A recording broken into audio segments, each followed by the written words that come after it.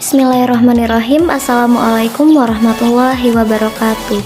Kami dari kelompok 4 Pendidikan Lingkungan.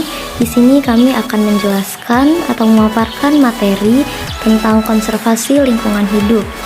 Sebelumnya saya akan memperkenalkan anggota kelompok 4. Yang pertama yaitu saya sendiri, Adinda Pramatasari. Yang kedua ada Ahmad Soleh Ahsanusi. Yang ketiga Dwi Anissa Sariyati. Yang keempat Redi Sanjaya. Dan yang kelima Rizka Safa Aurora. Baiklah, selanjutnya kami akan menjelaskan tentang konservasi lingkungan hidup.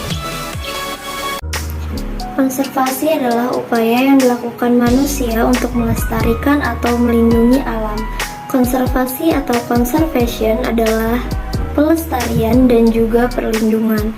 Istilah konservasi berasal dari bahasa Inggris conservation, yang secara genealogis bersumber dari kata together dan serve, to keep, to save, yang dimengerti sebagai upaya memelihara milik kita, to keep, to save what we have, dan menggunakan milik tersebut secara bijak, wise as.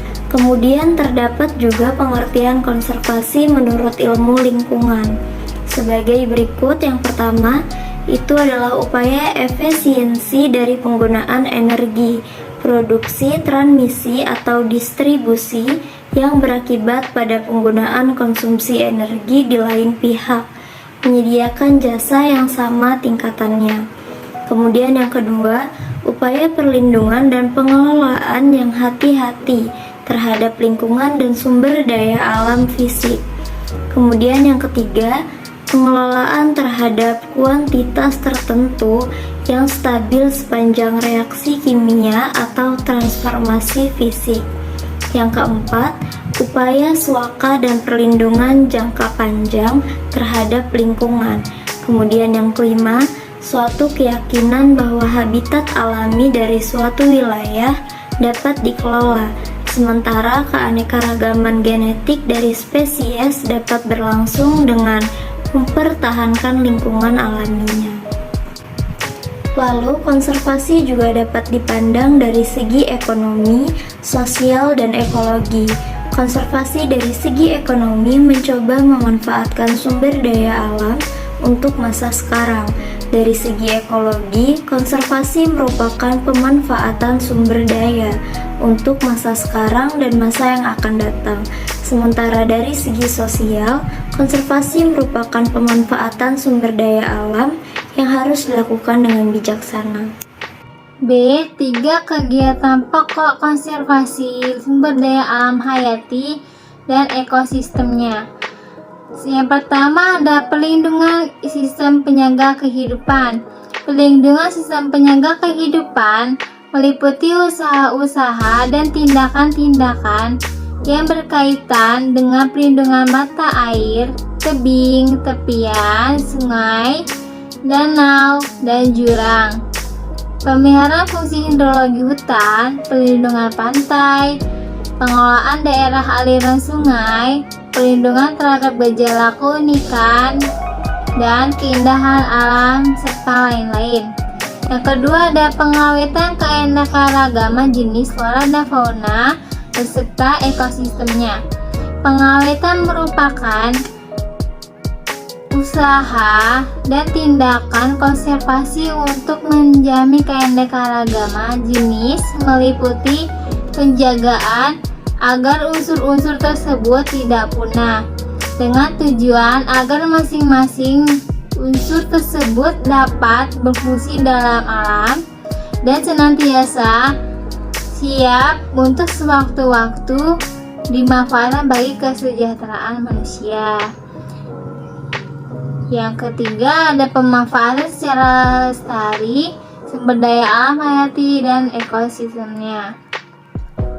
Pemanfaatan secara lestari dan ekosistemnya dalam sumber daya alam hayati pada hakikatnya merupakan usaha pengendalian atau pembatasan dalam pemanfaatan sumber daya alam hayati dan ekosistemnya, sehingga pemanfaatan tersebut dapat dilakukan secara terus-menerus pada masa yang akan datang.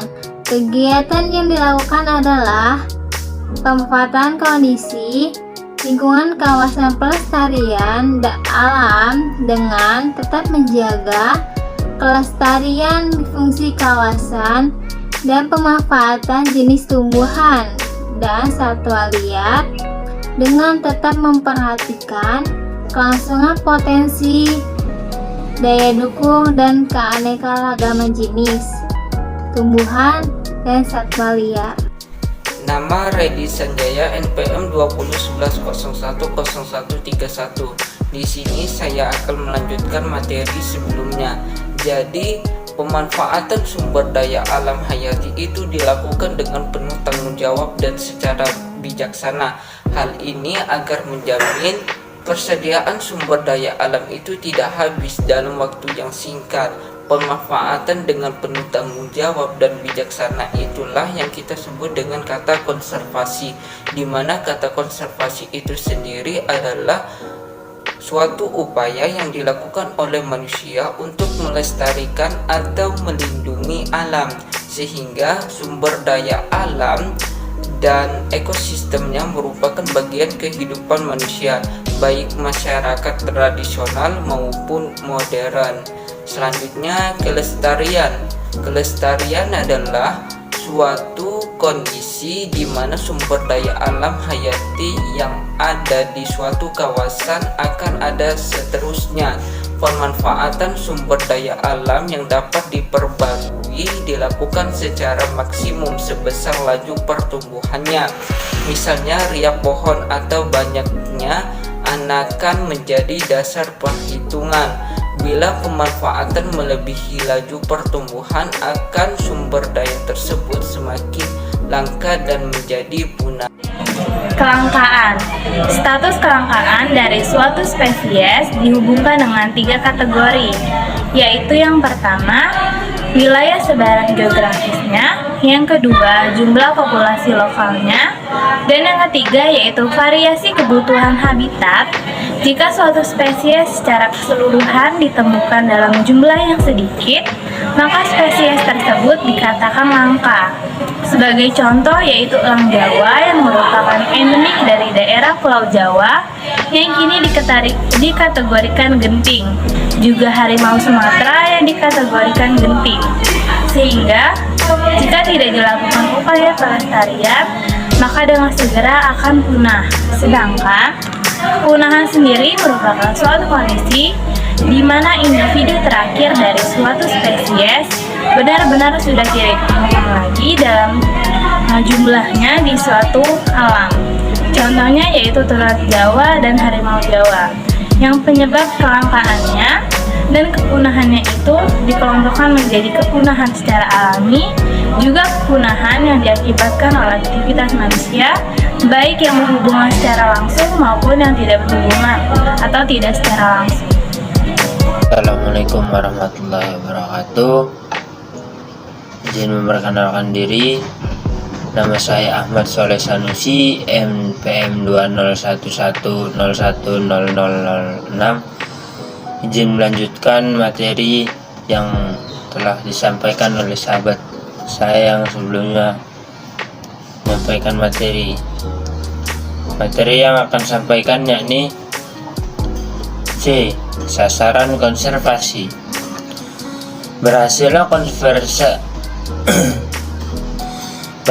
konservasi sumber daya alam hayati dan ekosistemnya berkaitan dengan tercapainya 3 sasaran konservasi, yaitu yang pertama, menjamin terpeliharanya proses ekologis yang menunjang sistem penyangga kehidupan bagi kelangsungan pembangunan dan kesejahteraan manusia.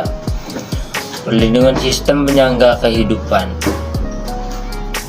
Yang kedua, menjamin terpeliharanya keanekaragaman sumber genetik dan tipe-tipe ekosistemnya, sehingga mampu menunjang pembangunan ilmu pengetahuan dan ekologi yang memungkinkan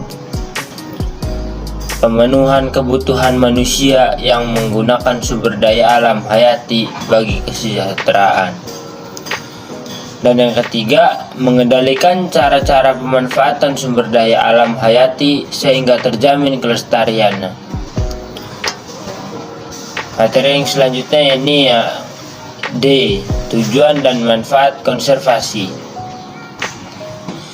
Secara hukum, tujuan konservasi tertuang dalam Undang-Undang Republik Indonesia Nomor 5 Tahun 1990 tentang konservasi sumber daya alam hayati dan ekosistemnya, yaitu bertujuan mengusahakan terwujudnya kelestarian sumber daya alam hayati serta keseimbangan ekosistemnya, sehingga dapat lebih mendukung upaya peningkatan kesejahteraan masyarakat dan mutu kehidupan manusia. Mungkin hanya itu saja yang dapat saya sampaikan, kurang lebihnya saya mohon maaf kepada Allah Subhanahu. Ihdinas siratal mustaqim, wallahul muwaffiq ila aqwamit thoriq. Wassalamualaikum warahmatullahi wabarakatuh.